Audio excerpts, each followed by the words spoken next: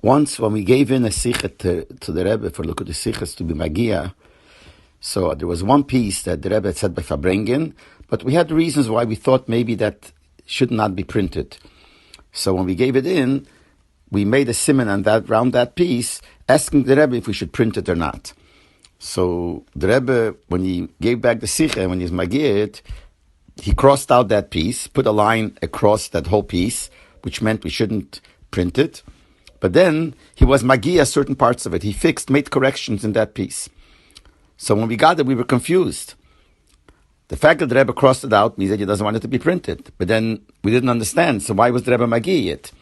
So what we did was we gave it back, and we wrote to the Rebbe that we don't know exactly what the Rebbe wants, and we wrote why. Because he crossed it out, but on the other hand, he was Magia it, which seems that he wants it to be printed. So we didn't know. So we asked the Rebbe again.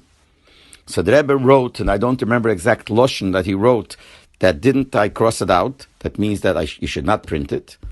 But then when we mentioned that we thought maybe it should be printed because we see that he was Magia it, so he just wrote, Mishum al tishkem be'olecha avlo. There's a posik that says, do not keep in your house, in your oil, avlo means something that's not correct. The Gemara in Ksubas, Daf Yutes Amud Beis, says that you're not allowed to keep in your house a sefer she'eina mugya. Really, it goes on a sefer Torah, but the loshen is a sefer she'eina mugya. You can't keep in your house a sefer that is not correct, that has mistakes. And the Gemara says, Mishum shanemar al tishkem ba'alecha avlo, because it says, do not keep in your oil an avlo, something that's not correct.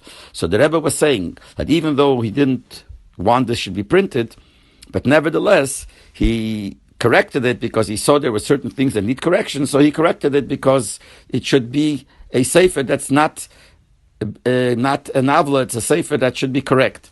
So we see from here how by the Rebbe everything was exact, that when he saw something that is not correct, so he fixed it, so we shouldn't be over on al tishkem b'lecha avla, but it should be a sefer that's correct.